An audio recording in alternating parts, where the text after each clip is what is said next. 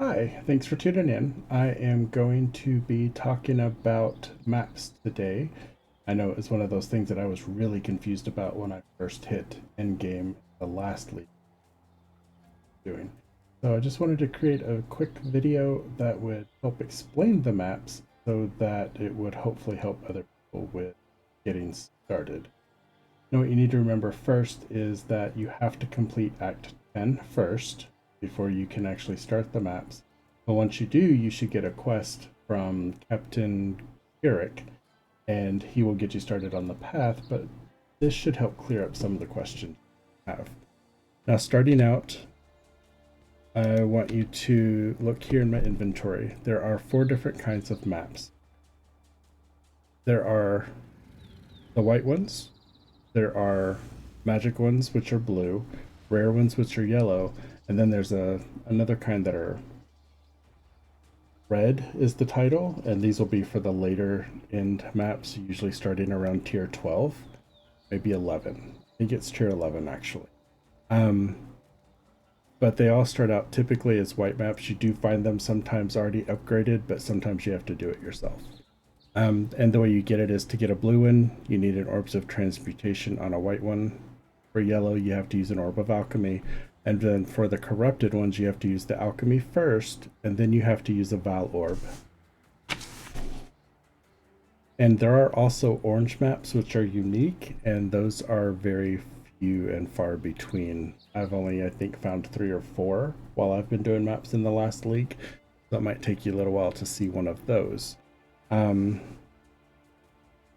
thing to remember is if you have 3 of the same kind of maps, see like right here I have 2.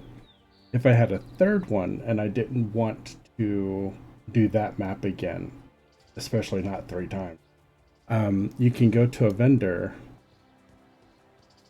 and sell them. And I don't know if it will do it with 3 different ones. Yeah, see, if this was, let me put that back in there. If this was the same kind of map, another map of the same tier would appear here, and then you would just be able to get a new map, but not the same. It should not be the same actual map. It should be a different location. I don't want to do that. Let's see. So there's that. You can get new maps that way. You will also find maps while you are doing the actual maps themselves. And these are one of the best ways to farm materials and get some better items also. Now, keep in mind, you do want to watch the affixes on these because, say, like this one says area is inhabited by 2 additional rogue exiles. They can sometimes also have like mob is highly resistant or monster is immune to a certain type of damage. You just want to make sure that that's not the damage you're dishing out, or else you won't be doing anything, and that can make for a really rough time. Let's see. And you can change those here. That is not what I wanted to do. Go into my stash. See how this says reforges a magic item with new random modifiers? It will change a map also. Monsters have 30% chance to suppress spell damage. See, that would be bad for me because I dish out lightning. I'm a lightning build. So that would not be good. So I would just want to do it again. Maybe get something that's not quite so bad. I can deal with that because I have a couple of things that cause exposure, which will reduce their lightning resistance. So I can absolutely work with that modifier. Now, the 2 main things you're going to look at with maps is if you hit G, that will bring up the atlas. This will show you all the different locations that you've done. See how they're marked off here for me? And the thing to remember is if you look where it says bonus and it's got a check mark next to it, when you are doing tier 1 through 5, it has to be blue in order to get that bonus. Tier 6 through 10, it has to be yellow to get that bonus.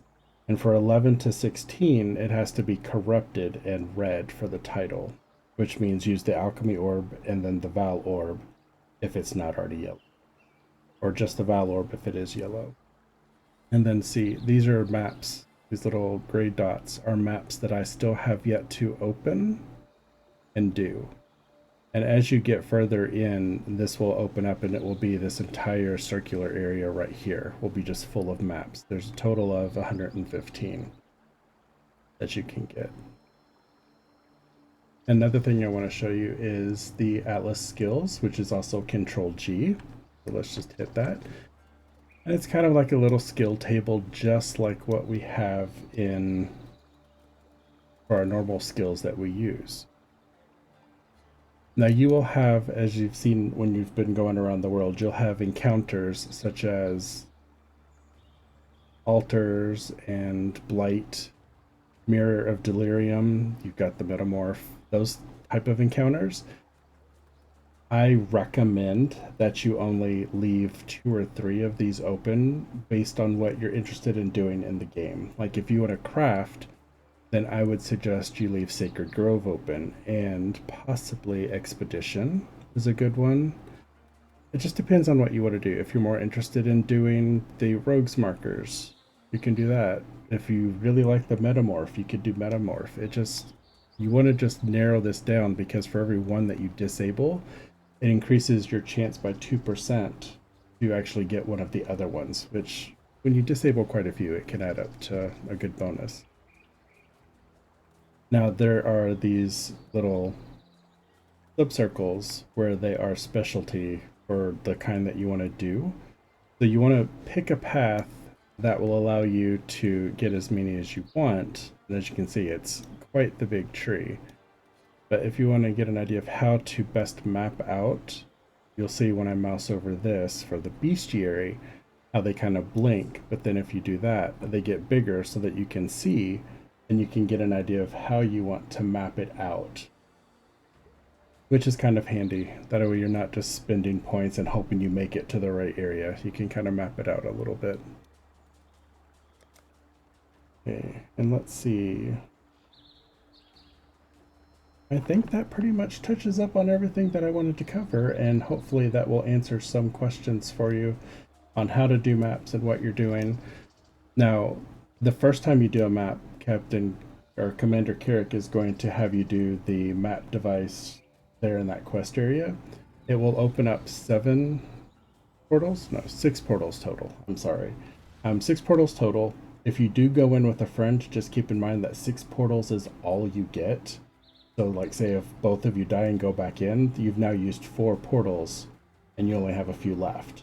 So just be very careful when you actually do these with other people so you don't run out of portals to run back in. And if you are watching this and you found this very helpful, please do hit the like button. And if you want to see more content from me, hit the subscribe button, because I do also play Path of Exile, Final Fantasy, Destiny 2, a couple of other games. You should see them in my list of videos. Anyway, I hope that answers some questions for you, and thanks for watching. Have a good day.